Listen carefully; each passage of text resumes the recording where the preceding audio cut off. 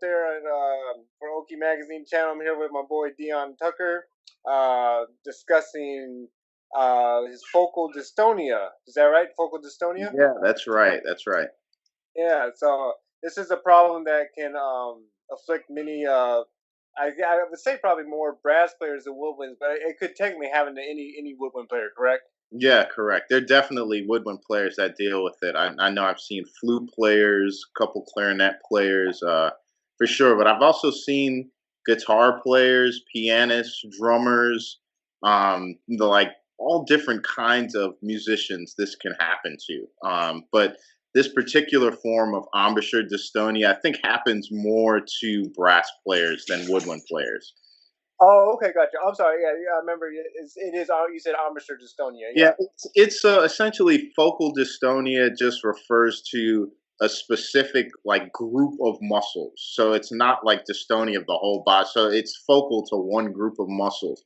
That group of muscles is my embouchure. Uh, So it's called embouchure dystonia and it's called focal dystonia in this case because it's just happening to this group of muscles and only when I played. That was when it was happening. Only when I played, fortunately.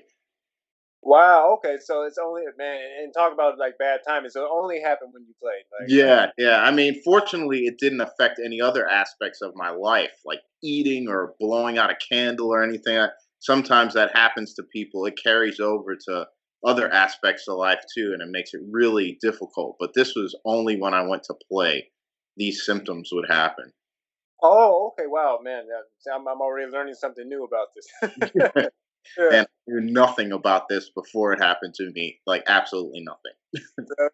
So when did you notice that something wasn't quite right with your chops and everything? Sure, I was over in Sao Paulo, believe it or not, and I was on tour with Jazz at Lincoln Center. This was the summer of 2019, and we were doing a 2 week residency in Sao Paulo. So we had pretty much shows every day, at least one show a day. Oh, When I got off the plane and just started practicing, getting ready for rehearsals and stuff, I noticed something was a little bit off with how I felt, but sometimes that happens after a long international flight or something like that. Things just take a second to kind of kick back in. mm, But after about like a week, like I kind of noticed something was pretty off because I should have been feeling great by that point, and I still just felt I didn't know what was wrong, but I knew something was wrong. And okay. then literally every day it got worse and worse. And every time I stood up to take a solo or something, like I just didn't know what was going on. I had no idea. Wow. Oh, I mean, like, was it like that you weren't hitting the notes that you were used to, or like, It was, yeah, it was. I couldn't. My range was greatly diminished. Like I couldn't play as high as I normally could. mm, I had extreme shortness of breath when I played. It was like I couldn't sustain notes and I couldn't sustain lines for whatever reason. I was getting tremors. Like when I play, if I held a note like too loud or too long, my mm, this would start shaking and I'd start getting like tremors and stuff like that, as well as air leaks out the corner of my embouchure. So usually there's no air leaking out of here, but there was air leaking, and I was really confused because that's never happened to me. Sometimes that will happen to brass players, but it had never happened to me before. So I was really, really confused as to what was going on. oh, interesting. I remember, man, when I was playing in college, I remember a couple times that would happen. Like where I would get like if my chops were shot or something, I start getting air leaks or stuff. Hmm. Um, I mean, I'm guessing that I probably didn't have it, but I mean, it's kind of interesting how maybe we can mistake fatigue for this, for embouchure dystonia or something like that. Correct, correct. Definitely, it's from what I've learned. The more tension that we have in this area, like any muscle group or any exercise you're doing, if you keep tension on that muscle group, eventually it's going to break down, and it's Oh, going to be harder to keep it, in the formation that it usually is. So that's part of it. That's part of the symptoms. It's with dystonia though, it's a little it's more neurological because you can't really control it. You can't really say like, okay, I'll take some time off and then everything will come back. It's every Oh, time you go to do that specific task is when it kicks in. oh So wow. Okay. that's kind of the difference between that and just having fatigue or extreme fatigue. After you rest, you should be able to go back. In this case, you're not. Oh, I see. I see. Yeah. Yeah. I remember in college when that would happen. I remember the first time it happened, I was like, "What's going on?" And I was like, "Oh, I didn't eat dinner or something." So I went out and got some food, ate, and I was cool when I came back. Yeah. Yeah. I wish a good meal would have hooked me up. Oh man. Yeah. Yes. Yeah, 'cause I remember I saw your video. I was like, man, that's really interesting. I've heard of brass players, particularly brass players, because I mean, with woodwinds, we definitely had to use our muscles, but you all are kind of creating the vibrations with your armors. Would you say it's more prone for brass, like on the whole? I would say so. I think a lot of people that get dystonia get it after a long period of time. So we're talking like in between like 20, 30 years, within. So it's a lot of times happens deep into somebody's career. It could be developed from, I guess you could say, like less efficient habits kind of catching up over time, Oh, but a lot of times it happens to people who are natural players like myself. I've never had any problems. I've never had any teachers say you have to change your embouchure, you have to do it like this, you have to do it like that. I've never gone through that, so everything for me has been pretty natural. And then it was like this happened, so it wasn't like, hey, I'm playing a certain way and that's what's causing it. It just started happening and it right. was just unknown to me.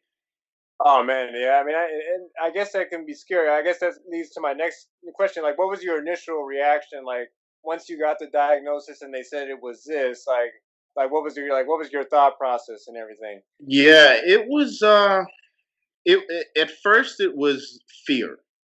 My Hmm. first reaction was fear because I thought my career was over. I Hmm. thought like the way that I felt once I had gotten home from that tour, I started practicing like at home and just looking at in the mirror. I was very detailed as to what was going on and trying to figure out exactly. And then my chops went in like 2 days. Like 2 days later, I could literally barely play anything.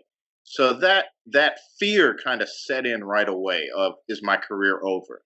Now I also do photography and stuff, so I was like, hey, maybe it's the calling that I should be a photographer or whatever. But I wasn't done with me. I just had to kind of get over that and say, this is whatever it is you are going through. As long as it takes to get back to where you want to be, that's how long it's going to take. So I gave myself a indefinite amount of time, and I just canceled all of my performances, and I said, I'm going to do whatever it takes to be able to get back. But I think fear was the initial response. If that eventually turned into optimism, but initially it was frightening, very frightening. Yeah, understandable. I mean, and I guess it's kind of similar to maybe like an athlete that has like an Achilles tear or something like that. You know, Absolutely. I that's use that same analogy in my mind. It's like an athlete, and there's kind of the fear of can I do what I did before is so prevalent. That was a big part driving my whole life, really, at that point in time. oh, gotcha, gotcha. Yeah. Yeah, I mean, and understandably, I mean, like I can imagine all of a sudden something happens. And I can't play my horn, so I mean, that for us that's like the kiss of death. Any type of muscle that Telling you, keeps. we yeah, we identify so much with playing music, and that kind of is such a huge part of our life. I mean, I think music brings health, and sometimes too, as musicians, we can get so into it that we forget all of the other things around it that make us us, essentially. So Right. if we're not able, music is who we are. But if we're not able to play music, then you start to question, well, who am I? And that was a big part of that's a big part, I think, of what people who have dystonia deal with because everything comes into a different perspective. And it's like, if I can't do what I've always done, not then what am I going to do? Yeah. So that I call it like a dystonic thinking. It's like that thought process will feed everything that's going on in your life. Yeah, most definitely. Yeah. I mean, I was just gonna say, I think that the mental torture of it could be just as grueling as having to, go through the steps of the recovery. Uh, Definitely.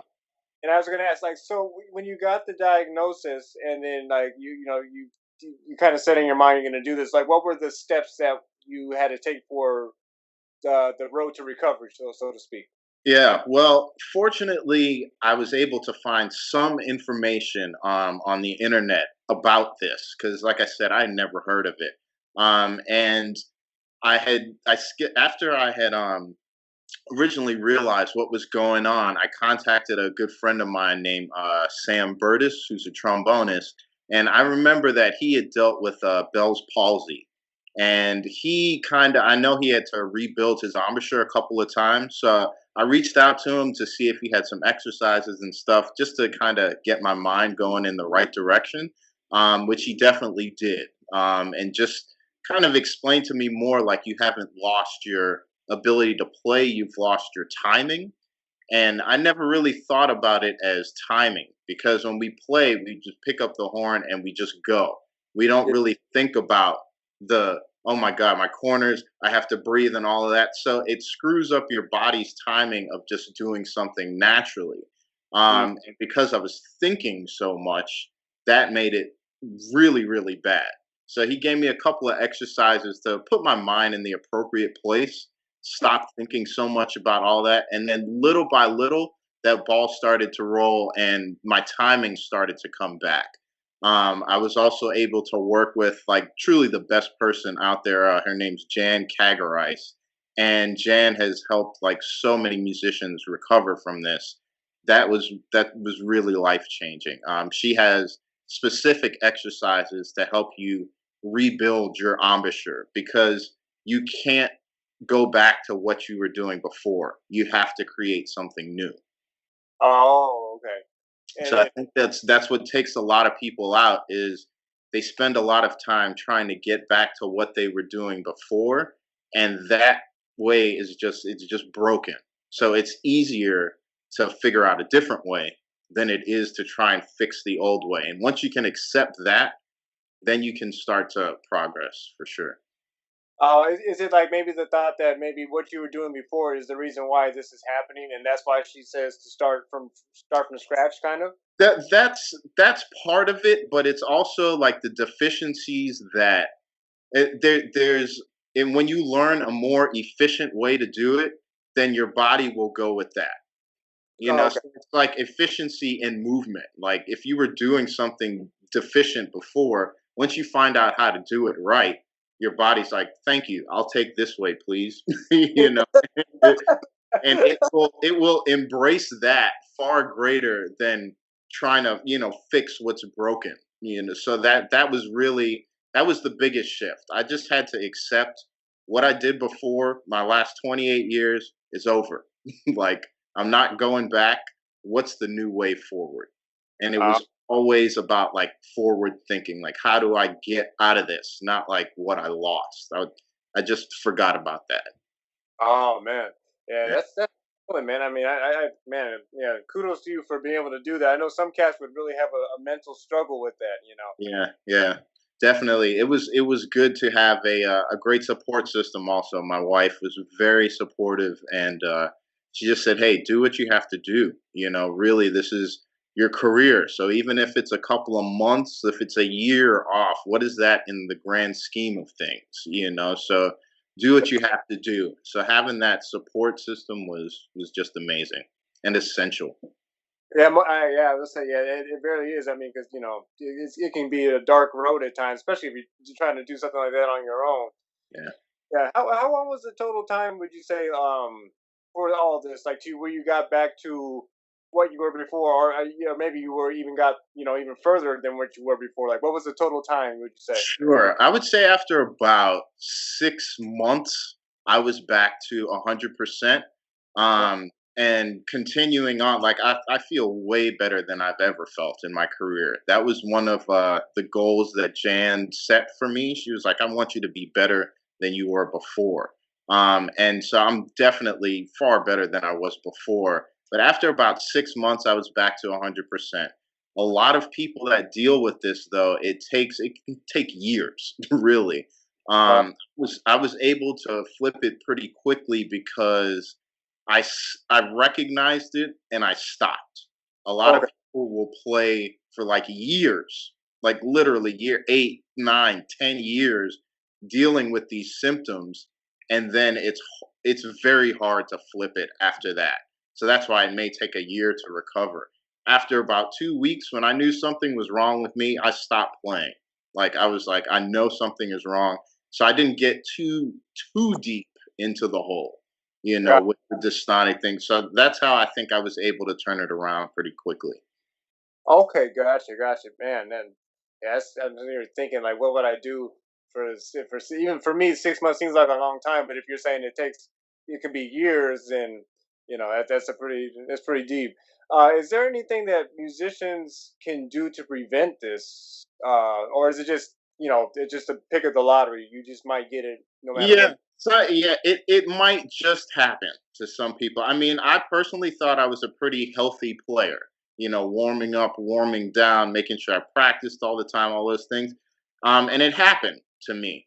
It's something that can just happen, but there are ways that we can play more efficiently that will prevent all of the normal stresses and things that we have that can lead to it. There Mhm. are definitely more efficient ways to play. A lot of times in the brass community, a lot of the things that we're taught sometimes aren't the most healthy things. They're effective, but they're not the most efficient, you Okay. know? Yeah. So I think an emphasis on efficiency and not effectiveness could be more helpful in the long term.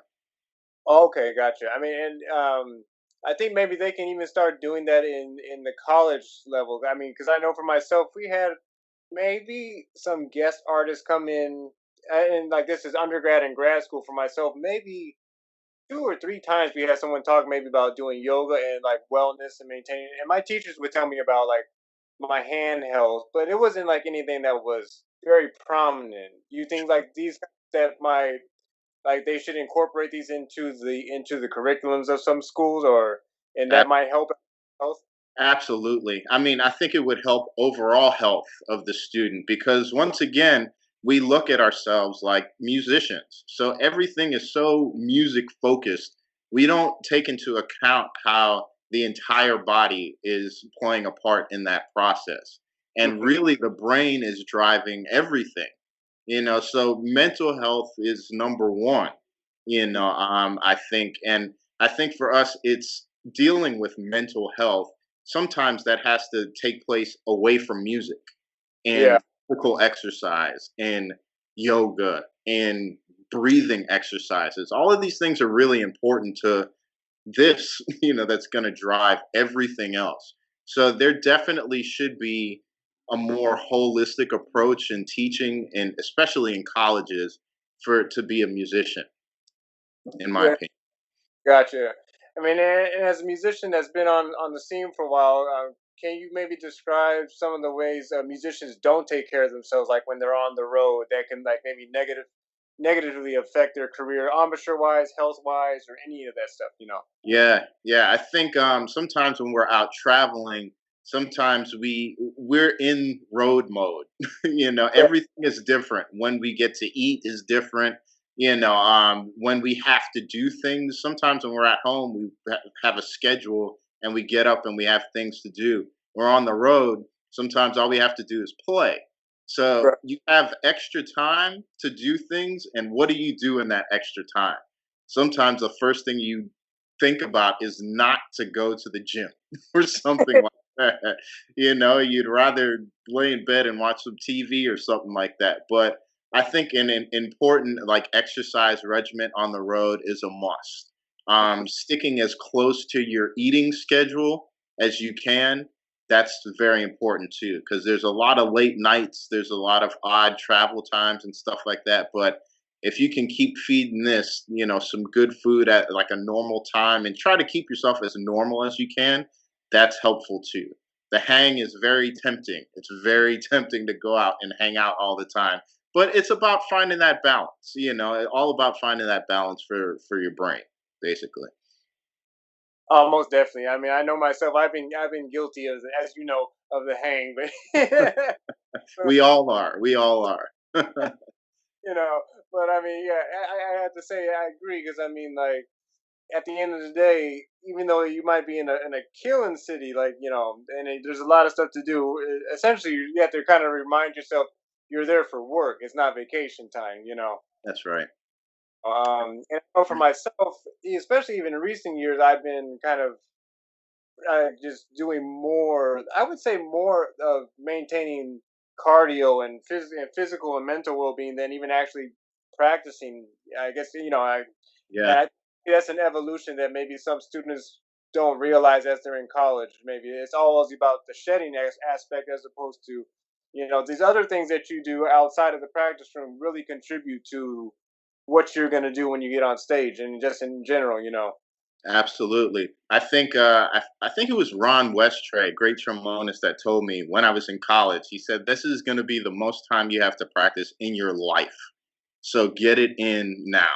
And it's 100% true because when we get on the road and stuff like that, we don't want to use that time to be practicing and learning fundamentals and things like that. We want to do other things. And as I've gotten older, I've realized the importance of things away from music help me when I'm playing music just as much as the physical part of me practicing. Sometimes you need a day. Sometimes you need, like, rests are important. Rests are something that I've just started incorporating into my routine since I've had dystonia. I never used to think that if I took a day off, that was a good thing. I always looked down on that. Now I it is absolutely essential. I have to take 1 day a week off. And Mhm. it helps me. It really does help me on the other side. Mhm. And you mean like when you say a day off, you mean from like playing the horn or just like completely from music? Yeah, from playing the horn, and sometimes it's hard to get totally away from music because so many things can trigger, like, oh, that's an idea for a composition, or hey, that's an idea, business idea, or something like that. But definitely from playing the horn, I take 1 day off a week for sure. Oh, okay, dig it, dig it. Yeah. I've taken more than a couple days off with this COVID-19 situation. We all have, and it's interesting, like, when we don't know what we have to do move in the future, how that changes our whole body state of being. Sometimes we're very anxious. I know I have this difficult gig next week, so we bring that anxiety all throughout the week prior to that, leading up to what we have to do. Now we have a little more chance to breathe and to do some healthy things outside of music. So, in a weird way, we're not playing shows right now, but it's kind of a healthy time for us to reevaluate everything, I think. Yeah, most definitely. I mean, it's funny. I've been spending more time doing foreign languages and just really. I mean, up until the July weekend, I've been working out. 6 days a week. In some type of form of whether it's sit ups or cardio, and I feel great, man. I have to tell you. I mean, Yeah. and I think I can't emphasize enough how much, especially me being a sports athlete, how much I'm more and more realizing the parallels between those two worlds. Definitely, definitely. The When I was dealing with my recovery, that was one of the huge, huge parts of it was exercise. I have one of those Peloton spin bike things, and I Okay. would take those classes like at least 3 times a week, as well as, fortunately, I have a dog. Like, that's at least a mile or two of walking every day, as well as other, cardio stuff. I have kettlebells. I have like TRX. I used to do martial arts for about 6 or 7 years. So that kind of set me straight in taking care of the body. And a lot of those exercises I've transferred over to just doing myself. But I think that was a huge part of my recovery because my this was working as clear as it could be. When we exercise, it brings clarity, and I needed that clarity. Yeah, man. I mean, it's funny. I read an article that said if you start getting into that workout mode, if you take like 3 days off, you start to have kind of almost a mood swing because your body gets used to that. Oh yeah, oh yeah. Absolutely, I can absolutely attest to that. I can attest to, and that's kind of what got me into working out in the first place. I was like out on the road with Harry Connick Jr., and this was maybe, geez, this was like maybe 13 years ago now. And the tour was great. It was amazing. Like great food, great, like everything was hooked up. But when I got home from that tour, like I felt terrible mentally. I just felt terrible, and I realized it's because I was eating terribly and I wasn't taking care of myself. And I was like, how can I be on this great gig doing all this stuff and feel terrible? It should be the opposite. But I didn't associate the food with that feeling. So after that, I was like, I don't ever want to feel like this again. I kept exercise at the forefront of my routine. Oh man, yeah. And I got to thank you because I mean I've heard it before, but you were kind of like the last one that swayed me as far as checking out those PLU codes when you had to buy organic stuff. So Uh, I've been doing that ever since then, Man, and it's amazing, right? When you look, you're like, it's not organic. Whole Foods, man, that mess is it's crazy. I'd be like, yo, you're all marketing yourselves off of this. Oh, yeah. It's heavy. It's Oh heavy. yeah, man. But I mean, yes, I mean, I don't know about yourself, but I imagine you might be in the same boat. Like I almost feel like with all this quote unquote free time, I'm finding that I don't have as much free time as I feel like I'm busier than I ever have been. Absolutely. I feel the same way. But it's a good busy for me because I'm like busy for myself. You Mhm. know, I have time to do things for myself that I wouldn't have the same amount of time before. And I've put a lot of time into other people's things for my entire career. So it's nice to have some time for myself to really focus on things that I've wanted to do, and now it may be out of necessity. Now I have to do it. You Right. know. Exactly. Yeah, I mean, I just started working with Occhi Magazine, and it's fun. It's a nice, it's a different creative outlet. Telling these stories like your story, and other these great musicians and stuff. And I actually get to dip into the other arts like dance and Mm, visual arts, film. So it's been killing. But yeah. I noticed for you, you just started the chop shop. Can you tell us a little bit about that? Sure. So the chop shop is something that I had this idea in my head one day when I was going through all of this dystonia stuff, and I started learning all these techniques and just like things that I had never really heard or thought about as a brass player. And my immediate first thought was like, how come this is not the common thought? Like, how come these aren't the common things that are shared in lessons? So I said, I want to be the person to start sharing and start talking about some of these topics because really our careers, it's about longevity. You Yeah. know, we all have spurts here and there, but how do we keep long, healthy careers? I really didn't want anybody to go through what I went through. And just learning the little nuances of things that could have caused that really led me to want to share that information with clients and students all over the place. Oh, okay.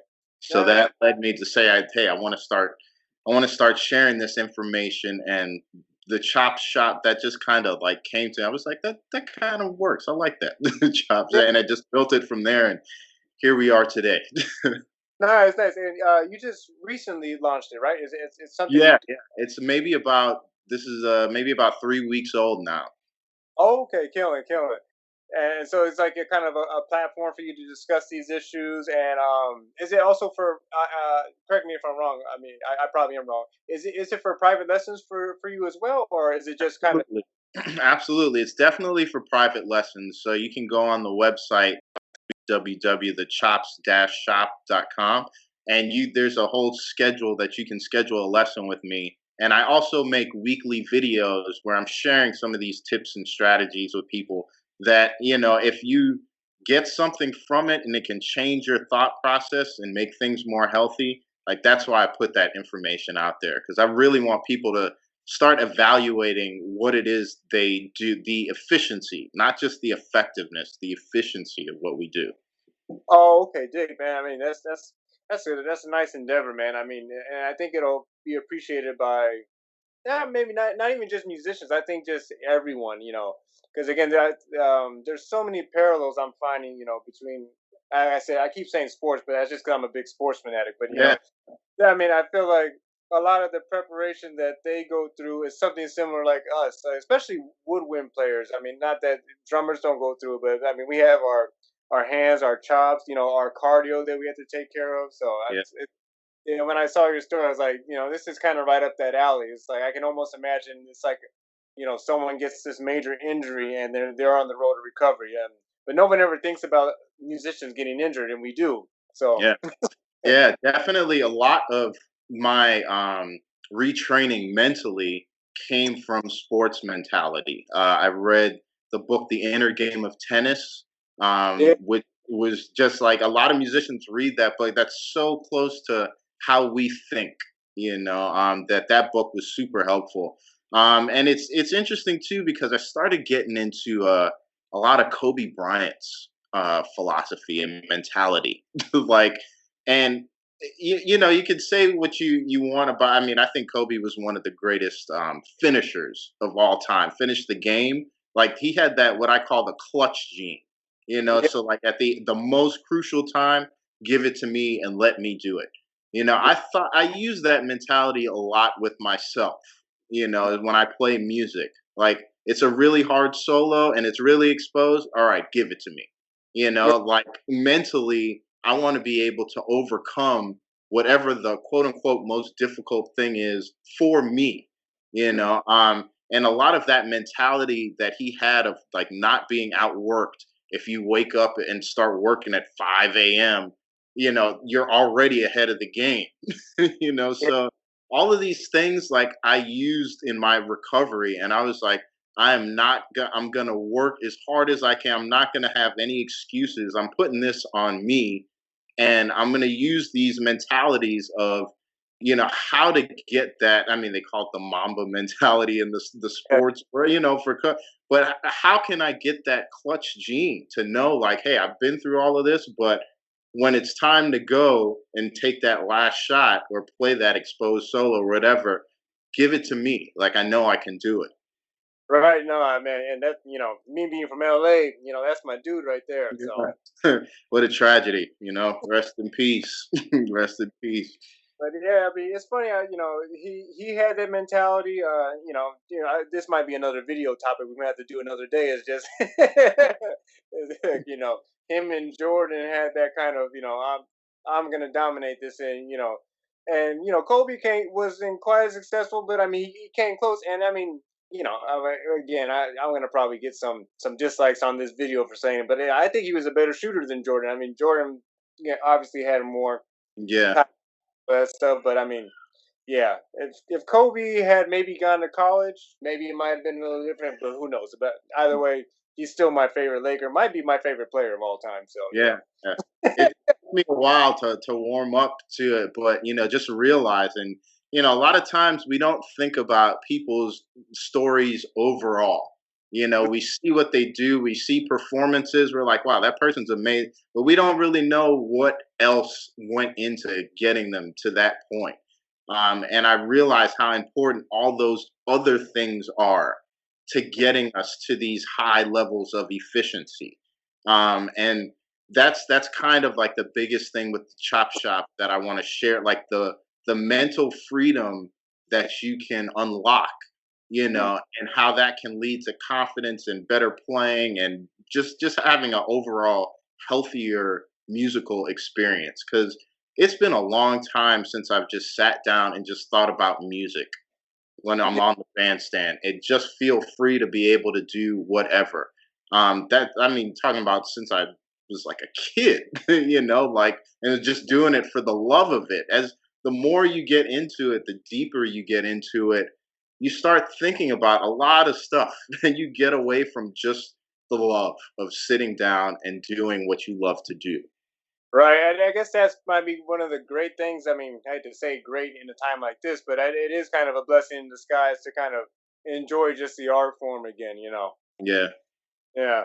Oh I man, but, man, thank you so much for sharing your story with us, man. And again, you can go to was it? Can you tell us the website one more time? The Chop Yeah, Shop. it's www.thechops-shop.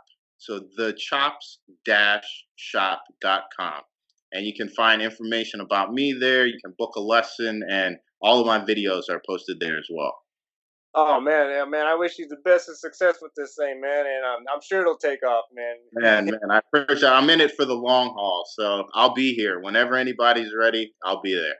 Oh man, hopefully I'll see you in Newark Airport again soon on our way down to maybe Argentina next time. Hopefully. Hey, I'll take it. Gladly take it. Oh man, thank you again, man. And my pleasure, my pleasure. I'm glad to share my story, and I appreciate Occhi Magazine for giving me the platform to do this. I really do.